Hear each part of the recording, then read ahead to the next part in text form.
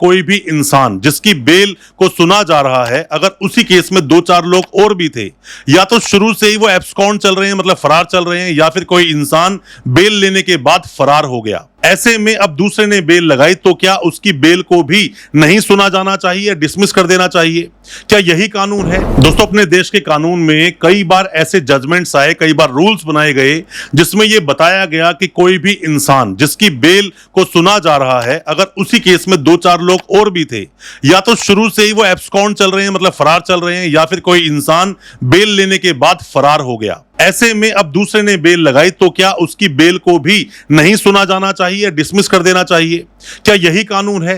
क्या जरूरी है कि मतलब दूसरे के अपराध की सजा हमको मिलेगी? ऐसा तो कोई भी देश का कानून नहीं बोलता। अपने देश का कानून भी यही बोलता है कि मेरी बेल अगर लगी है तो मेरी बेल पर इंडिविजुअली मेरिट्स के आधार पर या दूसरे आधार पर बेल को डिसाइड करना चाहिए। दूसरा इंसान एब्सकॉन्ड है, फरार चल रहा है, उसके आधार पर मेरी बेल को डिसमिस नहीं करना चाहिए। कुछ चीजें हैं जब आपकी बेल को भी डिसमिस किया जा सकता है। कई सारे ऐसे जजमेंट्स आए और दोस्तों कई बार ऐसा देखा जाता है कि कुछ लोग इसलिए सिर्फ केस में आ जाते हैं कि सिर्फ और सिर्फ उन्होंने उस इंसान की मदद की जिसने वो अपराध किया, और कॉन्स्पिरेसी थी नहीं। जैसे कि एनडीपीएस की बात अगर हम करें तो यहां पर सेक्शन 29 आता है, और सेक्शन 29 एनडीपीएस बोलता है किसी भी तरह कल्टीवेटिंग में, सेल परचेज में, ट्रांसपोर्ट में, सामान को जो कॉन्ट्राबैंड है, जो मादक पदार्थ है, उसे यहां वहां ले जाने में, इन सब में अगर आपकी कॉन्स्पिरेसी है या फिर आपने पैसे से फाइनेंस किया है तो ऐसे में आप पर सेक्शन 29 लगता है, जो कि 120 बी भी आप बोल सकते हो आईपीसी का सेक्शन है,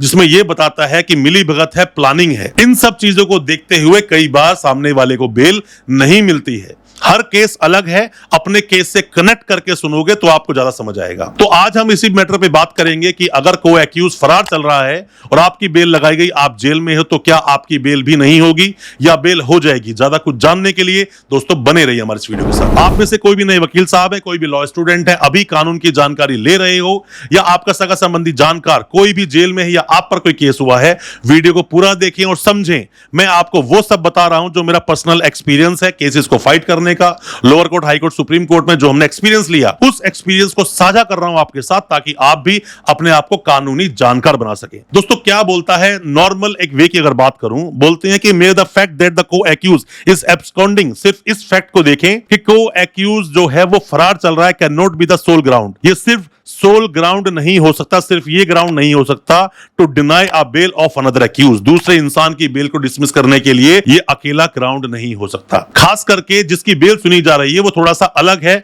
और वो इंसान अपनी बेल की सिक्योरिटीज देने के लिए और जो भी सुटेबल जो कंडीशंस लगाई जाएंगी उनको पूरा करने के लिए तैयार है, तो उसको बेल दी जानी चाहिए। यही बोलता है अपने देश का कानून। और साथ में यह भी बोलता है कि बेल जब सुनी जाती है तो बेल पर जो ऑर्डर होते हैं वो इंडिविजुअल होते हैं। जिसकी बेल लगी उसको देखा जाता है, ना कि साथ के एब्सकॉन्डिंग लोगों को।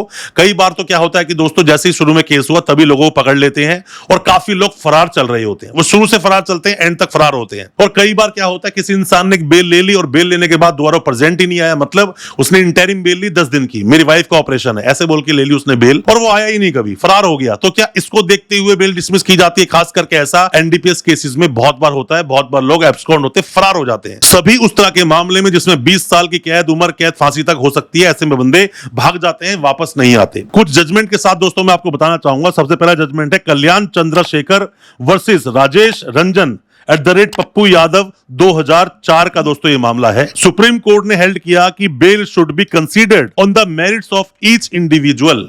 बेल कंसीडर करनी चाहिए मेरिट्स पर, हर इंसान के अलग अलग, जो उसने अपनी बेल लगाई है उस इंसान को देखते हुए बेल डिसाइड करनी चाहिए, उसके केस को देखते हुए, not just on the status of को accuse, seriousness of the offence.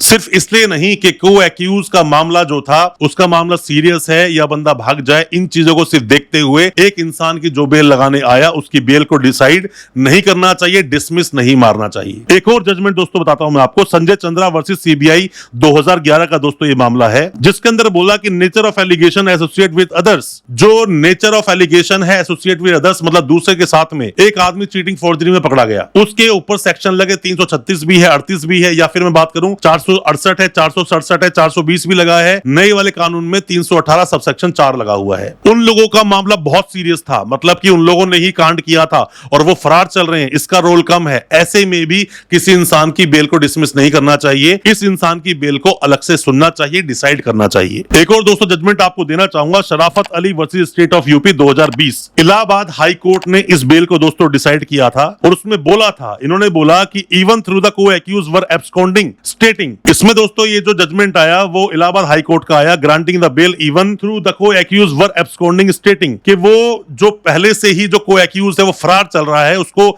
देखते हुए भी इसमें बेल ग्रांट करनी चाहिए।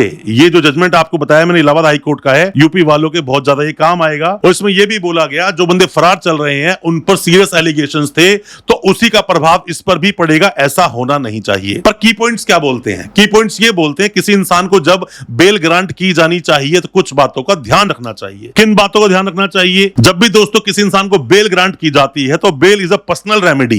ये पर्सनल रेमेडी है जो डिपेंड करती है एप्लीकेंट्स के कंडक्ट और रिस्क ऑफ फैक्टर्स पे। उसका कंडक्ट कैसा है और रिस्क कितना है उस इंसान को अगर बेल पर छोड़ा जाएगा तो। कई बार दोस्तों क्या होता है कि सामने वाला जब बेल लेता है वो बेल ले ही इस नियत से रहा है, मतलब बेल रेगुलर बेल होगी तो बात ही खत्म। बात हो रही है इंटरिम बेल की, 10 दिन 20 दिन महीने भर की बेल लेते ही, इससे चाहे 2 दिन की बेल ही हो, इसलिए ही लेते हैं कि बेल लिखते रफू चक्कर हो जाएंगे, फरार हो जाएंगे, हम तो वापस पुलिस वालों के हाथ नहीं आएंगे। क्योंकि अगर पकड़े गए और सजा हुई तो उम्र कैद या फांसी की होगी या 20 साल की होगी। दोस्तों एक बड़ी सिंपल सी बात है कि मान लीजिए अभी आपकी उम्र है 30-32 साल की, केस में मैक्सिमम अगर सजा भी हुई 10-15 साल की होगी और आप पूरी जिंदगी फरार रहकर भागना चाहते हो, इससे अच्छा है वो 10-12 साल को भुगतो, उसके आगे की जिंदगी कम से कम वो तो अच्छी होगी। पूरी जिंदगी भागते रहना और यहां से वहां खाना बदोश की तरह भटकते रहना, खाने के पैसे ना होना, हमेशा रिस्क में रहना, इससे अच्छा है चीजों को फेस किया जाए, भागने ज्यादा अच्छा है। बाकी सब दोस्तों आपकी सोच पर निर्भर करता है, आप क्या सोचते हो, बट ये देखना चाहिए। अब जब कोर्ट आपको बेल देगा किन किन बातों को देखेगा? सबसे पहले कोर्ट ये देखेगा कि आपको अगर बेल ग्रांट कर दी गई